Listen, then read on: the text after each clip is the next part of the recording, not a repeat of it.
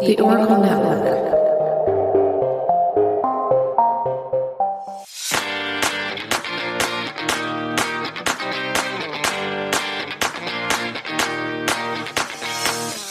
Hey, Rainbow Warriors. This is my disclaimer. Beyond the Rainbow is a true crime podcast. It's not suitable for young children, and maybe not even for some adults. I tend to swear like a sailor, and I'm kind of proud of that. Listener discretion is advised. Hi, Jen. Hi, CJ. How are you? I'm good. I miss my friends. I miss you guys. I miss you too. I miss everybody. I've been kind of burying deep down in the nothingness of life right now. So yeah, I know. I understand that, and I'm kind of doing the same thing, but for different reasons. Yeah. How you feeling today? I'm okay. Feel okay, except for the cough. And some of the Rainbow Warriors knew I haven't been feeling well, but a lot of them don't know I have COVID. I'm glad you're vaccinated. Positive. Mm-hmm. But I thank heavens that I got double vaxxed, because I think without that, it would have been triple as bad, and I would have been hospitalized, not knowing how I was going to afford it. Right. But I would have had to have been, because I wouldn't have been able to breathe at all. No. Even being double vaxxed, the breathing can be a challenge. Right. Good thing. I've seen the statistics, and many of the vaxxed people do not go on to be hospitalized, and very few. Well, I'm almost let me see. I'm at my 8th day of having the symptoms. So a couple more days and I shouldn't be contagious anymore. Well, good. But my daughter came back and she was negative, which really surprised me, because we had spent 3 days in a car and motel room in Oregon together. And it just surprised me she was negative. I'm making her go back today to get retested. Yeah, I definitely would. I'm going to try really hard not to have any kind of coughing attack on you. If you do, you do. It happens, Well, I'll have to say, excuse me, and I'll gotta run. It's life. That's what happens. I got to quit thinking about it, because when I think about it, I get a little tickle in my throat. I know how that goes. Yeah, my girls, thank God, are above 12, so they got double vaxxed too, and they're still wearing good. They're still wearing masks. Is that the magical age, 12 here? 12 and up now, but FDA has only approved from 15 on up, but it doesn't matter. Everything's going great. Nobody's had any problems. We didn't even get sick when we got both vaccinations. We all were a little bit tired and our arms hurt, but nothing. It was, the first one didn't faze me whatsoever, but the second one, I just remember being really tired and my arm was sore. My second one, I was really tired too. And honestly, it was so miraculous. My husband didn't even get like the little man flu that would go along with most. Well, you know how that goes. I know. He was fine the entire time. He was a trooper. He wasn't even that tired. So. Well, good. He'd have been a big ass baby, hadn't he? Oh, I was dreading it. I was so dreading it. Trust me. Because, just any little, right now his back has been hurting, and it's been a trial. I think with that, I'll take my sexy eyebrows and start us off, if that's okay. I love your sexy eyebrows. You've got the Brooke Shields going. They really are, huh? Or that other actor. I want to say he's a Jewish actor. The dad from American Pie. Oh, Elliot. You know who I'm talking about. Yeah. I love him. Levy. Gene Levy. Yeah.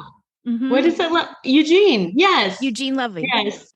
Okay, so I'm going to go ahead and start us off. Okay. Hey there, Rainbow Warriors, and welcome to Beyond the Rainbow, True Crimes of the LGBTQ+. I'm your host, CJ. I have another special edition episode for you with my friend Jen from our True Crime podcast. Welcome, Jen. Hi, thanks for having me again. I always love being here. It's always so much fun. Thank you for coming back. I didn't scare you away too much. Oh, gosh, no. Jen, recently, while watching a lot of TikTok, I saw a video where a woman was calling out lesbian and gay TikTok creators. She was calling them out for being mean and bullies. And truly, I had never noticed that before. I do watch some lesbian and gay TikTokers. Me too.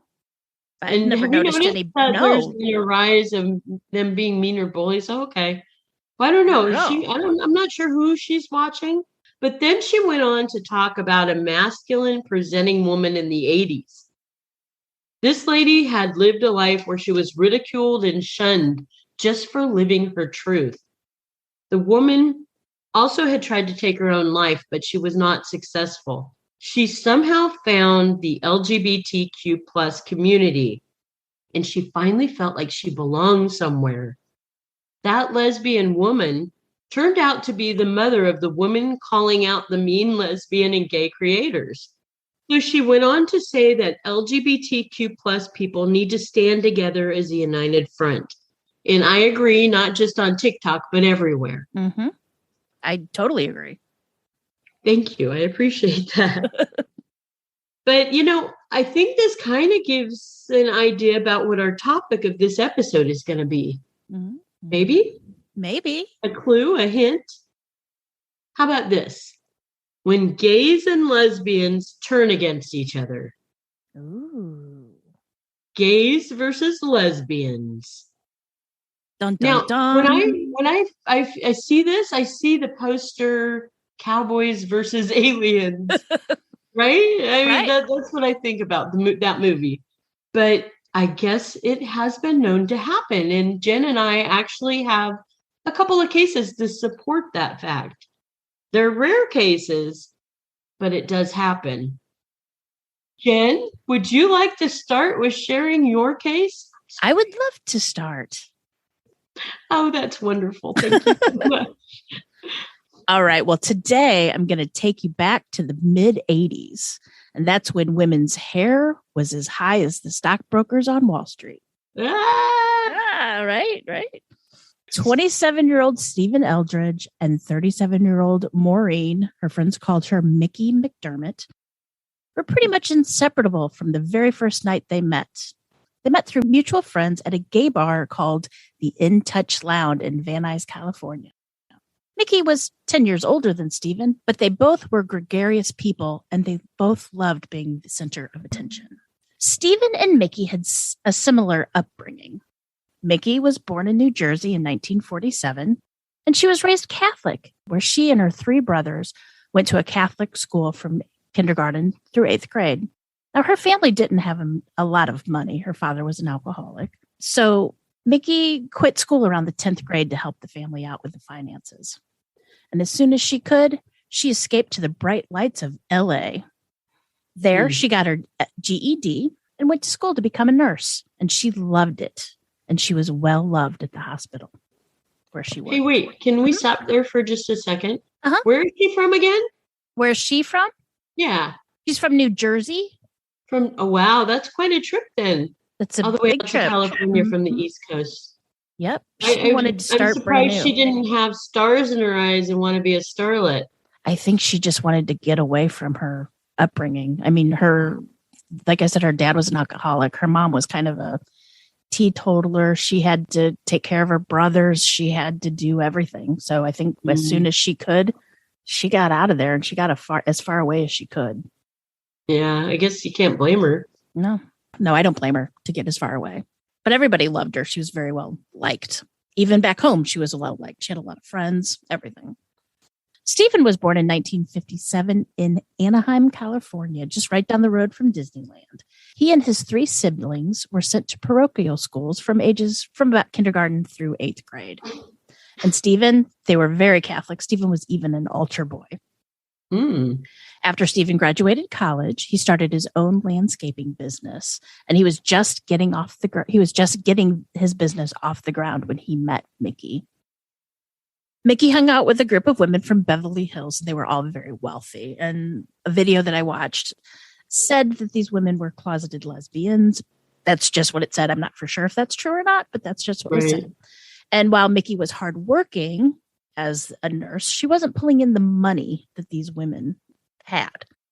And you'd never know it, though. Mickey dressed lavishly, and she spent money just as freely as her friends did. And it was getting to the point where she had to get a job as a part-time private home nurse. And she was having problems paying mortgage for her brand new house. She did the rent to own type thing for a house. Mm-hmm. Nice little fixer-upper, Spanish style, cute. But she was having problems paying her rent because she was paying to party. Which Is she into drugs? That was not mentioned, but it was the 80s, and I'm not taking anything off the table. Well, if she's paying to party, that's what it sounds kind of like. She's like buying name brand clothes. She's trying to keep up with the women from Beverly Hills. Gotcha. And they're going out constantly. So I'm just making the assumption that they're partying. Right. It was 1980s. She's just a nurse. She's just a nurse. Probably not making much money. No. Okay. She was a respiratory therapist, nurse. Yeah. So one night when Stephen and Mickey were together, Mickey told Stephen that she and this other nurse were possibly planning to go to Saudi Arabia to work for a short period of time to make extra money. Now, this is a travel nurse. You can usually make a lot of cash if you go to another state to work for a couple months, or I guess I've never heard of them going to Saudi Arabia, but looking into it, it seems like it was a real big thing to do back in the 80s. So Stephen mentioned that, some of his tools were being stolen, and from where he lived, the neighborhood he lived in was kind of sketchy. So that's when Mickey said that she thought Stephen should probably move in with her, look after the house and her animals while she was away. Now, Mickey loved animals. She always brought in strays.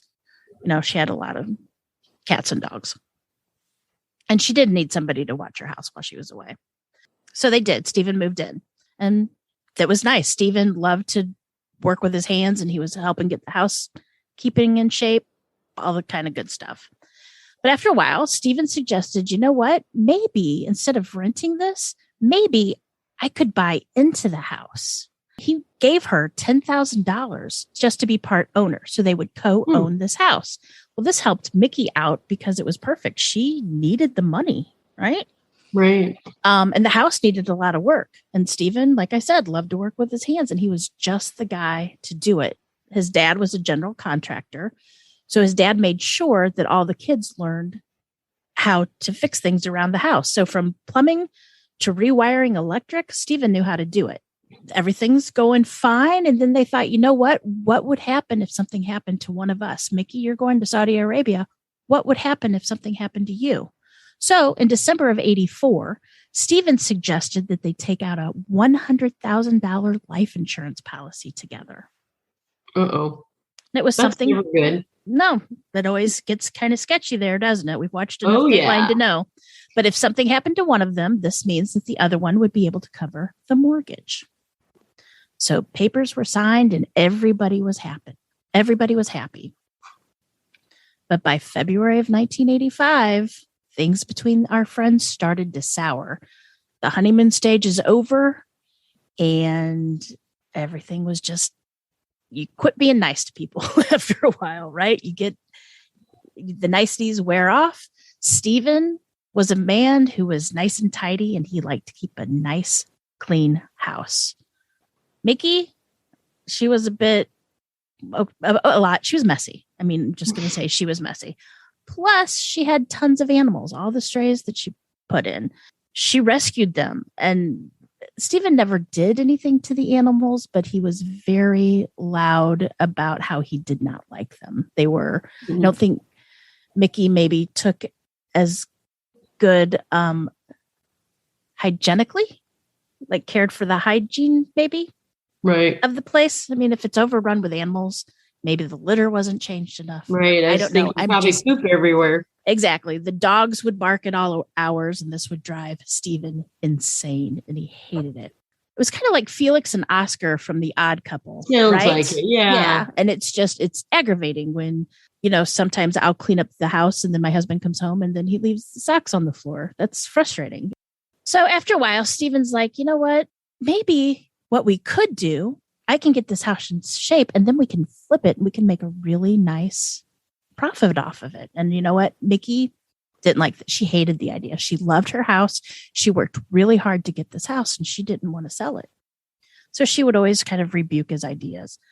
And the two would kind of fight about it and there'd be tension, but it would always blow over. They'd go out and they'd have fun again. It would always just be like a little blip in their relationship. So on the night of March 21st, 1985, both Mickey and Stephen had gone out for dinner and drinks at the In Touch Lounge, and they had a great time.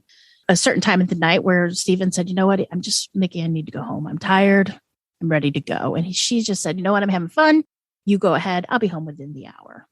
So the In Touch Lounge, luckily, was just around the corner from their house. So Stephen walked on home.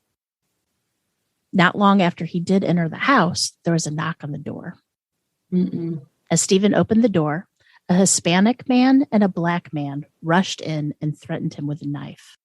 One of the men ordered Stephen to strip down and crawl on his hands and knees to his bedroom and lay face down on the bed.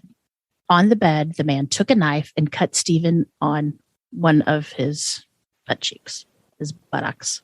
The man yelled gay slurs at him while the other attacker got a 2-foot-long bedpost and hit Stephen over the head. Ooh. Luckily for Stephen, he was able to jump up and run outside. He got away from the attackers. The attackers followed him, but luckily, Mickey had one of her dogs outside, and it started to bark, and the guys ran away. Oh, good. The only thing they got was $35. 911 was called, and Stephen was taken to the hospital and interviewed. LAPD officer David Yates, one of the officers that checked out the crime scene, said the house was not consistent with a robbery. It wasn't ransacked, nor was anything stolen except for the $35. Now, Mickey, one of her first thoughts was that it was a scorned lover. She said that Stephen brought home many different lovers, and it kind of annoyed her, and I'm sure that's pretty much why she said it. He was getting lucky all the time. Go him. I mean, come on. Right. And she thought it was a scorned lover, and somebody came back to try to get even with him. But police chalked it up to a hate crime, saying that Stephen... What? A hate crime. Okay, Stephen, wait a minute. Police never chalk anything up to a hate crime unless they're really pushed. Well, this was the 80s, and I think the friends pushed into believing it more so than the police did. But they thought what happened is the In Touch was a known gay bar. And they thought that somebody saw him coming out of the gay bar, followed him home, and attacked him because gay bashing was very common in the 80s. Still kind of is. It still kind of is. But I guess since 2009, since the Shepherd and Bird Act, it's become illegal now. But anyway, that's just what I got here. I'm shocked, but okay. All right. Cool. And maybe I just took it as thinking from my 2021 that police thought it was a hate crime. I don't know. But anyway, it was found. They thought it was because he was gay that he was attacked. Whether it's because they thought it was a scorned lover or if it was a hate crime. Good for them, though, to finally say that on their own without being something. Yeah. So Stephen was badly beaten up. He really was. He wasn't able to work for a few weeks. And Mickey, being the caregiver she was, she nursed him back to health. While Mickey could help fix Stephen's wounds, she couldn't fix his PTSD that he suffered. Stephen started to obsess about he and Mickey's safety. So if it was a hate crime, surely they were going to come back and finish the job. Stephen got to work and he started reinforcing the windows, put on more locks, new locks. He did everything he could think of to keep Mickey and him safe. And he even went so far as purchasing a shotgun. And since Stephen wasn't working, he wasn't bringing home any money. And now he had hospital bills. His truck wouldn't start, so he had to get a new truck. Money was just getting really tight. And Mickey, too, was getting worried. And of course, her spending habits hadn't changed at all. She was still bringing in less than she was paying out. So she started taking extra shifts at the hospital and trying to get more time as a private vet nurse. And this is the point where Stephen just started pushing Mickey and it's like, we've got to sell this house. We both need the money. We're so far in debt. It seems like the best way out. And Mickey hated the idea, just hated it. And she didn't want it at all. And this caused a big fight. The night of April 28th, 1985, Mickey decided that she just needed to get away. She needed to get away from the house. She needed to get away from Steven.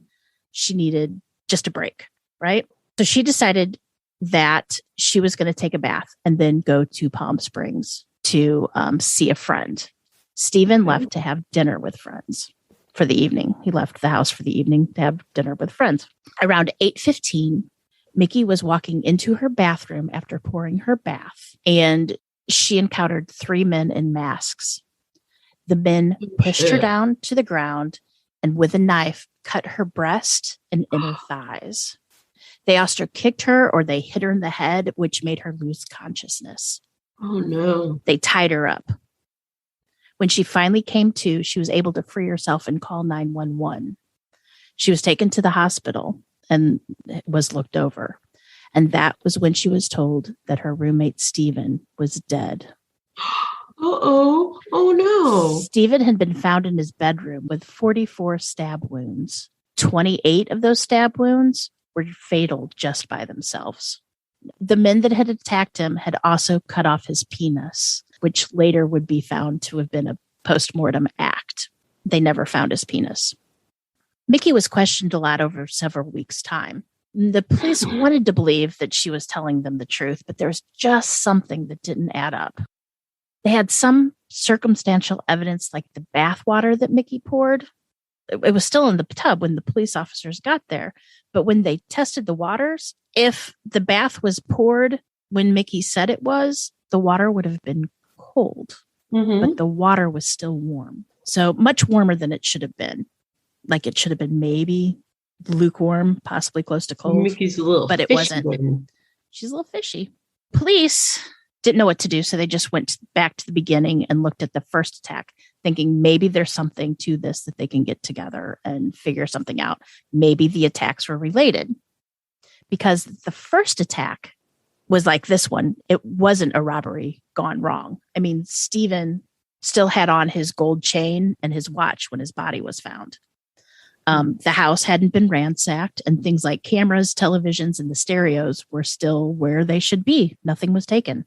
And if it was a gay bashing, why didn't Mickey only have superficial wounds? She was a lesbian. You would think that she'd be attacked too. She would be killed.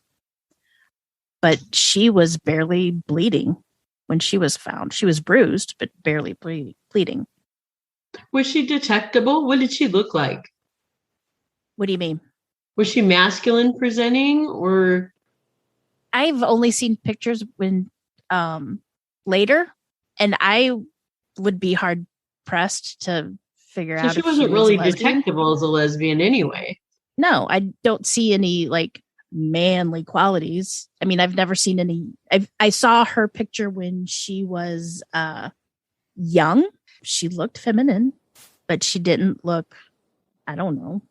I wouldn't have said she's definitely gay. You know what I'm saying? Right. So she was undetectable. Where Steven, what did he look like? From pictures, I wouldn't have picked him out. I mean, I have a pretty good gaydar, but I mean, I would have to. I'm sorry. Unless they saw him leaving from a gay bar, they might not be. Someone might not be able to detect that they were gay anyway. Right. Right. Right. But even if they were leaving from a gay bar, so what? Maybe they had friends they were there at the with. Gay bar. I don't know. I used to go to gay bars all the time. It was a lot more fun than any straight bars. Huh? I know. No, I loved it. I mean, I had so much more fun at gay bars than I ever could at a straight bar. You know, nobody really bothers you at gay bars. You can go and God, I love a drag queen, you know, so. Well, don't we all? I know. God, I love them. But anyway, so police were pretty sure about Mickey. So they started looking into her, started to go in deeper. They went to the hospital where she worked, and the detective spoke to all of her coworkers, and no one really had a bad thing to say about her. They loved her. She was an excellent nurse. She was hardworking. She was kind, generous, caring, compassionate. I mean, this is all the terms that all her coworkers said about her. Well, you know why? Because none of them pissed her off enough. Maybe. They didn't try to sell her house from under her. That's why. They didn't need anything from her. Right. Right. So they just lied. So the police asked, does Mickey have any close relationship with anybody here? And they're like, well, you know what? She does. One of her coworkers or ex-coworkers, a man by the name of Jimmy Luna, who was Hispanic. And if you remember, the first attacker was a Hispanic man. And it was reported to the police it was a Hispanic man. So Jimmy Luna was a gay Hispanic man that worked as an orderly at the hospital. And knowing that the man in the first attack was described as being Hispanic, the detectives looked closer into Jimmy. Jimmy Luna was born in Los Angeles on May 7th, 1953, to two heroin addicts who abandoned him as a baby. Aww. He was basically raised by relatives who never wanted or cared for him, and he was horrifically abused. All of the abuses. He was emotionally, physically, and sexually abused. As an adult, Jimmy went from committing minor transgressions into major crimes. There were many arrests, suicide attempts, and drug overdoses in his past. And he was hired at the hospital only through an affirmative action program. Jimmy was known at the hospital as being quite the liar. He was abusive towards some of the staff and even some of the patients. Jimmy stalked people, and he told his psychotherapist he sometimes felt uncontrollable rage and even told her that he had beat up a girlfriend, which was weird because Jimmy's gay, but whatever. Jimmy was always broke. He would ask to borrow money from anybody, any of his coworkers. And of course, once they gave him money, they never got the money back. Of course not. Employees would complain about Jimmy's odd and violent behavior, but it was near impossible to fire him because of the affirmative action program. Plus, he was in the union. He was a union member. Finally, in 1985, the hospital was able to fire him because of abuse towards patients, and he was found to have lied about his criminal record on his application. The only person that stuck by Jimmy's side all through this was Mickey. She would always give him money when no one else would, because remember, Mickey liked to take in strays. That's true. On May 23rd, 1985, Jimmy was taken into custody for questioning, but he would only be held for 72 hours. Then on July 2nd, 1985, Jimmy was arrested for the first-degree murder of Stephen Eldridge. Now, I'm not really sure about this, but piecing different info together, I think they got Jimmy because one of the men that helped him attack Stephen, a black man by the name of Marvin Lee, he was in custody at the police for a different crime at the time.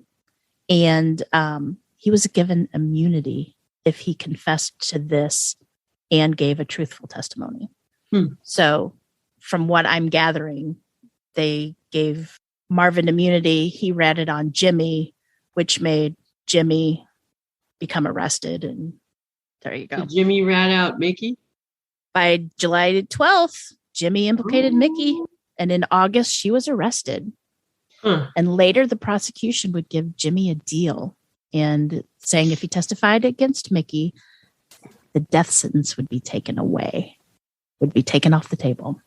He wouldn't get the death sentence. Let's go through what Jimmy and Marvin had to say about the night of April 28th. Yeah. So I got this straight off the court case of People versus McDermott. Near the end of February 1985, Mickey discussed with Jimmy about killing Stephen. She told Jimmy that she had an insurance policy on Stephen's life and that she wanted him dead. She offered Jimmy $50,000 to kill Stephen, and he agreed. Mickey told Jimmy to stab Stephen because a gun would make too much noise and to make sure it looked like a, quote, homosexual murder. Mickey thought the police would not investigate the murder of a gay man like they would other murders. She also suggested on different occasions that Jimmy carve out the word gay on the body or cut off his penis. Is that what a gay murder looks like? I'm assuming so. I didn't know you could differentiate them by that kind of stuff. Yeah, me neither. On 3 separate occasions in late February and early March of 1985, Mickey arranged for Jimmy to be at the house so Jimmy could kill Stephen. Each time, however, Jimmy became scared and couldn't go through with it. Mickey then told Jimmy to find someone to help him kill Stephen, but she told him she did not want anyone but Jimmy to know that she was involved. That's when Jimmy offered $3,000 to his friend Marvin Lee to, quote, watch his back, because an organization wanted him to murder someone and make it look like a, quote, homosexual murder. The next day, after the failed attempt, Mickey called Jimmy saying, quote, we're going to have to do it again. This time you can't fail, and told him he needed another man. He needed more manpower. On the day of the murder, April 28th, 1985, Jimmy met Marvin and his brother Dondell Lee, and Jimmy offered Dondell money to help with the murder. Jimmy then called Mickey, and she told Jimmy that she would leave a front bedroom window open for entry to the house, and that Jimmy should tie her up and cut or hit her so she would look like a robbery victim. Around 8 p.m., Jimmy, Marvin, and Dondell entered the house through the front bedroom window. Jimmy went down the hall to Mickey's room, where Mickey told him that Stephen had not gotten home from his dinner date that night, told Jimmy to cut her on the breast and her inner thigh, and which he did. And this was to make it seem that Stephen was killed when he came home while Mickey was being robbed. So they wanted to look like Stephen came in and messed up a robbery, right? So Stephen came home about 10:30. And as he came into the house, Dondell Lee met him at the door with his own shotgun, with Stephen's shotgun that he had bought for protection. Marvin Lee grabbed Stephen in a chokehold and dragged him down the hall, where Jimmy stabbed him until Stephen was dead on the floor. Jimmy then returned to Mickey's bedroom, where he found Mickey lying on the floor with a deep bruise on her face, a hematoma, if you will. When Jimmy asked how that happened, Mickey said she'd been banging her head on the table in the bedroom to make her look like she had been beaten up. Self-inflicting bitch. Psychopath. Yeah. Psychopath. Then, as Jimmy and the two brothers were about to leave the house, Marvin Lee claims he overheard Mickey yell from the back bedroom not to forget to cut off Stephen's penis. Jimmy went back and did just that.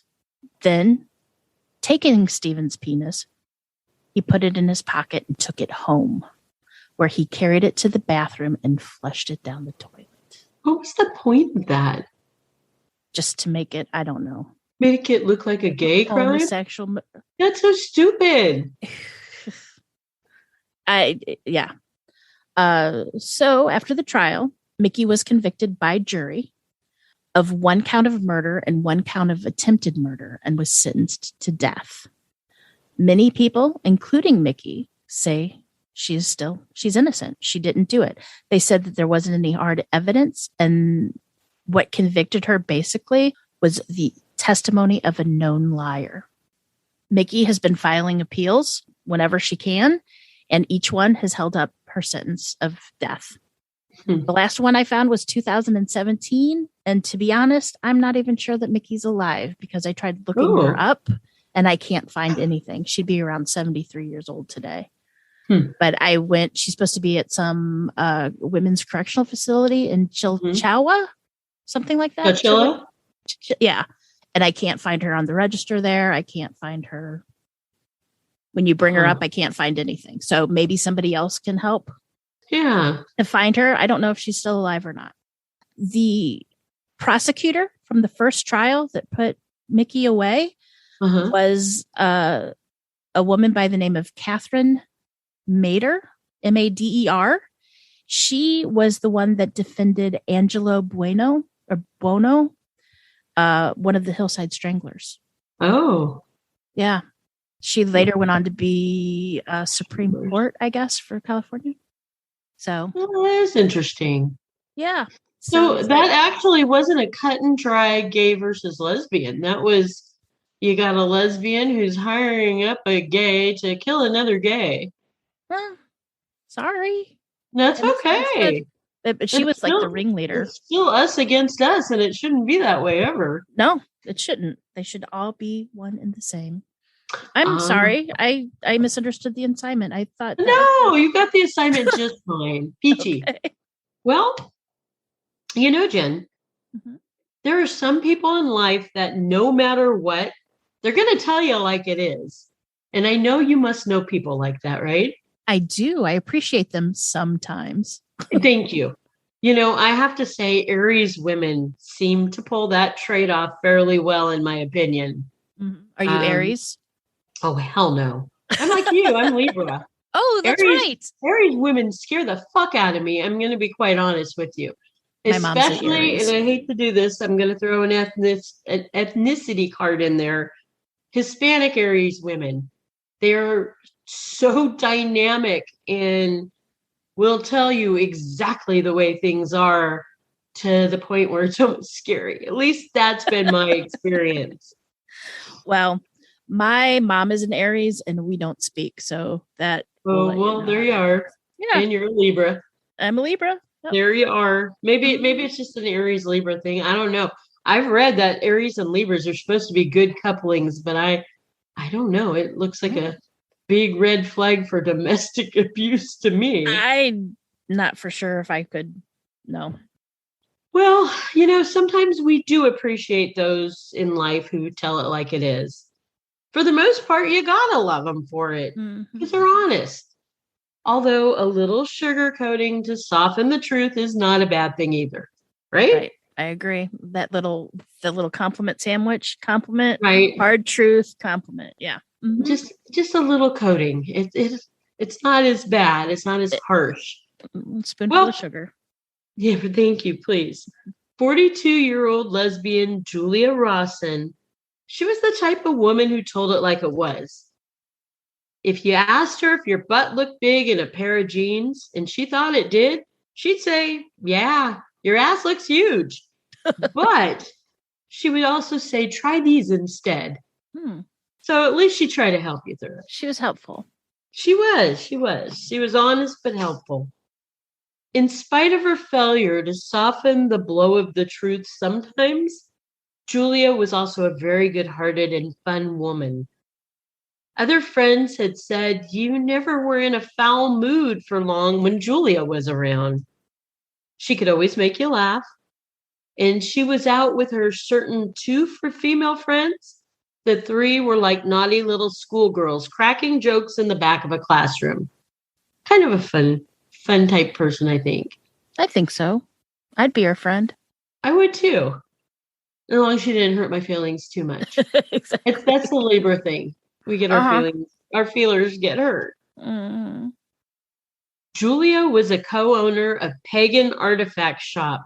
She owned it with an ex-lover, a girlfriend that was still her very best friend in the world. In fact, the 2 would spend just about every weekend together in that shop. And even when they weren't in the shop, they would go out to bars and they would go dancing. They would just spend quality time together, even though they were no longer dating. Julia had a zest for life. She was friendly and she would talk to just about everyone. She was also very trusting. Julia lived in the UK and she had a flat in West Midlands County. On the evening of May 11th, 2019, Julia had spent the earlier part of the day with friends. This was before she went into the Bottle and Cork pub in the evening hours. CCTV footage shows her approach a large, heavy-set, bearded man at the bar. He's what's considered a bear in the LGBTQ community. You can't hear the conversation, but you can see her unzip his sweat jacket, in which he's not wearing a shirt underneath. After a few minutes, he thankfully zips it back up, and then he rolls up his sleeves to show her his arm tats. Julia then leaves the pub with the big bearded man. 3 days later, on May 14th, Julia's friends reported her missing to the police. They were worried because the normally active and in their lives Julia has been nowhere to be found. Police took the report somewhat serious. Good. They viewed CCTV footage of the Bottle and Cork pub. And I'm guessing that friends must have known Julia was headed there on May 12th, and they're the ones that gave the lead to the police. In the footage, police were able to identify the big man with the beard as a former film student, 30-year-old Nathan Maynard Ellis. 10 days after Julia's disappearance, a security guard called police to say he saw a man that matched Nathan's description. The man that matched Nathan's description was out shopping, and he was with another man who was also a heavy-set guy, but this one didn't have a beard, and he had a very boyish face. This man would end up being Nathan's boyfriend, David Leasley. And actually, David Leasley, he looked really, really young, but he was 25 years old. He looked like he was in his teens, like maybe 15 or 16. Wow. Police rolled up on Nathan and David on the sidewalk in front of a store. They told Nathan he sure looked like a guy who was seen in the Bottle and Cork, a guy who was talking and leaving with a woman that was now missing. Nathan deflected any knowledge about a missing woman. He told the police he didn't think it was him in the video. He said if he would have been responsible for anything like that, he would have taken off and chopped off all his hair. Police persisted, and they even watched the clip of the video with Nathan standing right in front of him on the sidewalk. With no other leads of Julia's whereabouts, and with no signs of Julia still being alive somewhere, the police immediately feared the worst. Only having the video surveillance of Julia leaving the bar with Nathan, police were certain their person of interest was their only suspect in a possible crime. So they arrested Nathan and his boyfriend David with the kidnapping of Julia. The thought behind the boyfriend David's arrest was that he must know something as well. Guilty by association, I guess. Mm-hmm. Jen, I learned what guilty by association meant at a very young age. Uh-oh. I think I was about 8, maybe 9 years old. What'd you do? What did you do? What did I do? Well, I went into a grocery store with 2 or 3 of my friends. They wanted to steal junk food. And I was supposed to be the lookout, but I sucked at being the lookout. Right. I wasn't good at all. Yeah. Because we got caught. We were all busted and our parents were called. And I kept saying to the store people, I didn't do anything. And they told me that I was guilty by association. Mm-hmm. I came into the store with my friends. I kind of hung out near them. And I left what was the store with my friends. Mm-hmm. So therefore, I was guilty.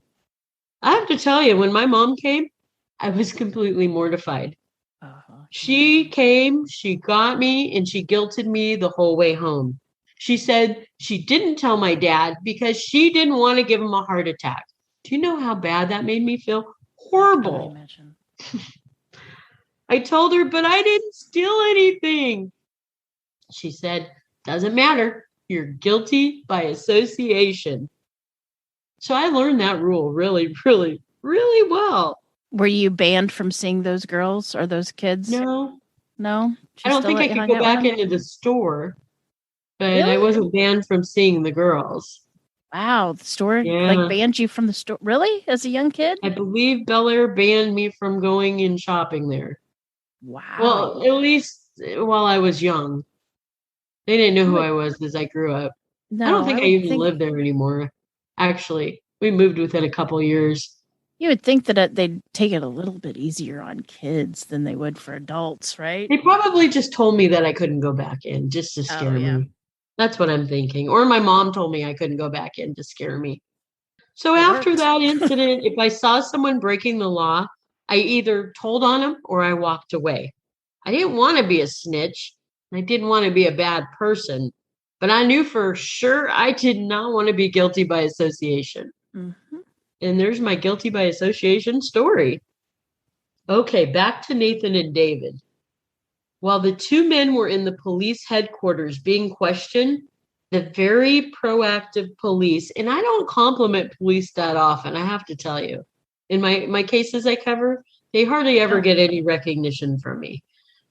I think the set of police that did the work on this, they did a really good job.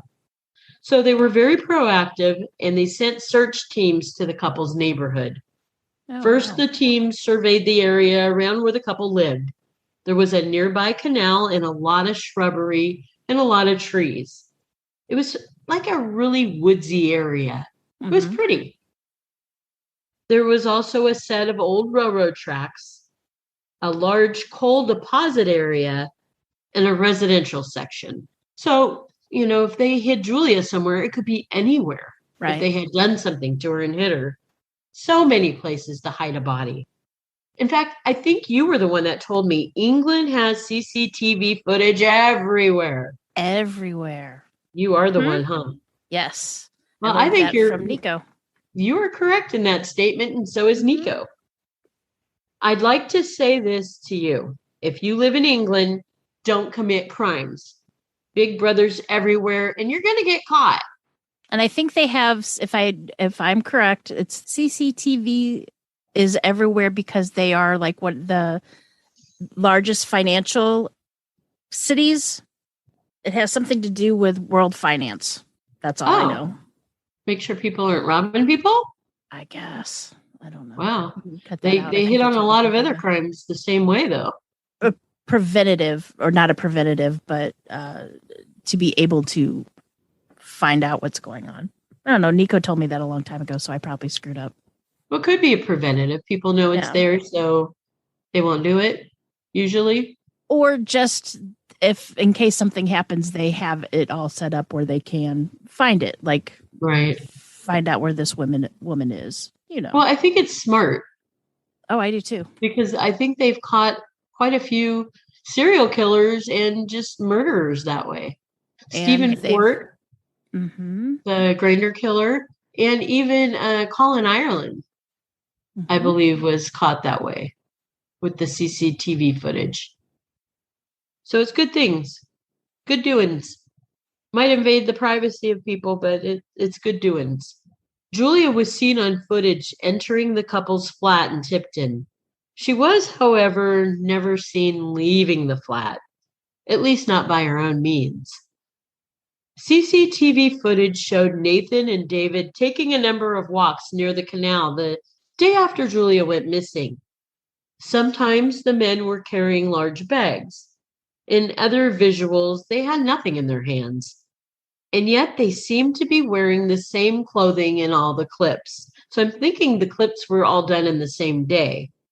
And where'd the bags go? Right. If they had them in their hand during one clip and the next clip, the bags were gone? Gone. Magic. One piece of footage shows them burning what looks like clothing in an incineration can that is located near their building in the back garden. Other CCTV footage showed Nathan and David at a dumping site. And this just kind of tripped me out because you could see everything they're doing. They back their car up to this dumping site. It's kind of reminds me of like at a horse race where all the horses have their own little stalls. Well, all the little cars had their own little stalls, and they back their car up and they start throwing out things that look like rolled up rugs. Looks like maybe an armchair of some kind, and bags, just bags upon bags of shit. So I'm not sure what was in the bags. You can't really see, but they're definitely there throwing stuff away. Stuff that probably looks had like blood stains. Well, stuff that looks like it should have been in their house. Yeah. Yeah. The police were able to locate bits of fabric in the burn bin that was near the couple's building, and the bits of fabric had blood on it. When it was processed, the blood and the clothing were determined to be Julia's. So the police were getting even closer. A search warrant to inspect the couple's flat uncovered a blood stain under their carpeting. Investigators were finding all sorts of circumstantial evidence, but they had nothing concrete to nail Nathan and David down. 47 days later, that's a month and a half. A discovery of 2 bags in a woodsy wasteland near the couple's flat was found by police dogs. Inside the bags were body parts, and they were wrapped in a black material. Almost, what I picture is like going to a butcher shop, and you know how they use the white paper? Only this was black to wrap up sections of meat. That just sounds gross, but that's what I picture. This material preserved the parts and kept them from decomposing. Why? Maybe because they didn't want the smell? Or they didn't know that the material would keep it from decomposing. That they didn't realize that the material they used would preserve it? Maybe. I don't know. It depends on what One of the material is. There were 11 packages, and one of the packages had a small rip in it, and that's how the dog was able to find where the parts were. So the fabric might have been to keep the smell. That's what I'm thinking. Contained? So a dog or dogs couldn't find it.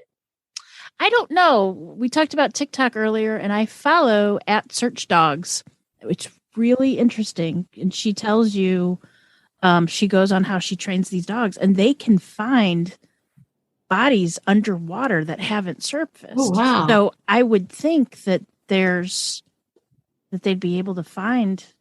I don't know. I don't know either. But that's interesting. Well, that's crazy. I didn't know that dogs could sniff them out underwater. Mm-hmm. Huh. And if they can pick out one drop of blood they can't pick it out, but they would be able to, if there was one drop of blood in an Olympic-sized pool, they'd be able to know. They would sniff it. Wow. Huh. So I don't know. Go to TikTok and follow all them. search dogs can't do that, can they? Well, there's some search dogs that are trained for deceased. There are some that for search and rescue. There are some for they're different ones. Some that do decompose. Check it out. It's @SearchDogs, I believe, on TikTok. It's search what? @SearchDogs. That's their handle on TikTok. Okay, cool. Thank you. I love it. TikTok is so helpful. I've learned a lot of stuff. It can be, huh? It can be. It can also be very hateful. So as you know, it was Julia's body parts, right? 11 sections of it. The prosecution's case was now starting to come together because they had a body. Well, they had parts of a body. Nathan and David's home was being called the Flat of Horrors.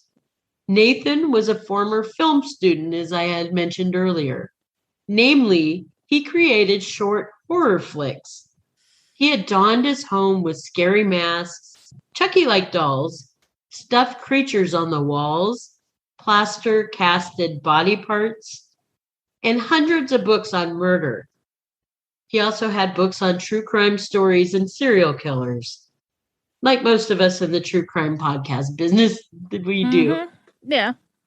Nathan was obsessed with killers, and David went along with whatever Nathan wanted.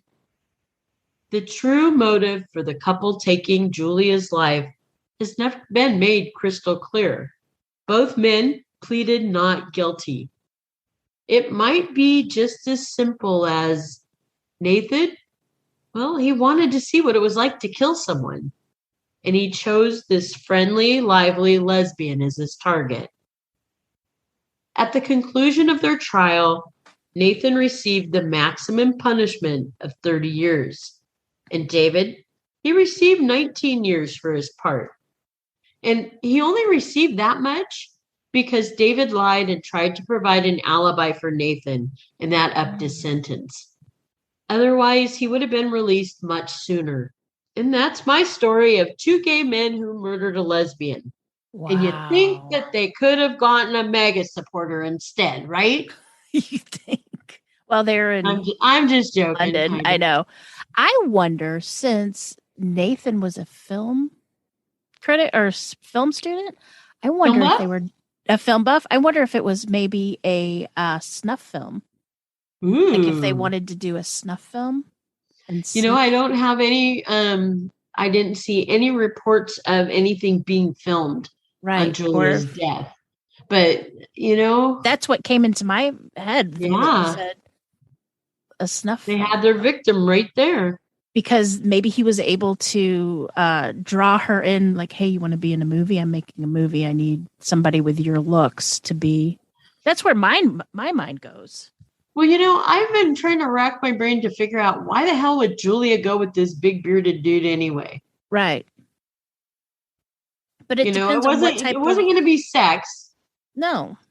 Even though she was unzipping his jacket, his sweat jacket. I don't understand why she did that, other than she was looking for a tat.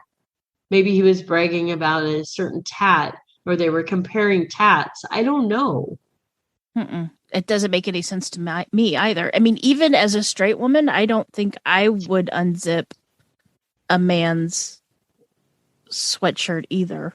But I've always been kind of shy when it came to that kind of stuff. I've never been one to just go. You've never been the assertive one? Yeah, no. Oh.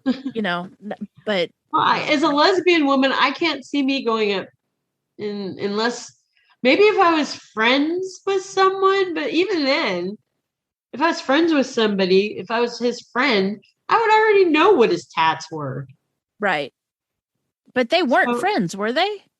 I don't think so. I didn't think they even knew each other. Yeah. But she walked over to him in the CCTV footage, and it looked like she might have known him. It looked like she leaned in. She had put her hand on his shoulder and kind of leaned in. It looks like she may have said something to him. Mm-hmm. And then, she went back from his ear, and they were talking, and pretty soon she reaches over and unzips his sweat jacket. And there's nothing there. I mean, flab. That's about it. So he was a bulk male? Huh? He was a bulk bear? He was a bear. He was like pure white looking chubby man. Okay. When I think of bears, I always think he zipped up his jacket muscular. And then he rolls up his sleeves and he starts showing her tats. Gotcha. So I just don't know what the lure was. Didn't look like they were discussing. Of course, I might not have seen all the CCTV footage. Yeah. There might have been more. I might have only seen just part of it, and maybe more happened when she first came in, or maybe more happened after what afterwards. I saw. Yeah. Interesting. Yeah. Yeah, but that was the first thing I thought of, is maybe he lured her in saying, I'm doing a film and I need somebody like you. Could you help me? Who knows? All right. That's it for this episode. Thank you, Jen. I appreciate you being here. Thank you so much for having me. I always have a lot of fun, like I said. I love it here. Yay. Well, you're always welcome. Thank you. Love you and love you, Rainbow Warriors. Remember, it's not a crime to be gay. Unless you're a murderer.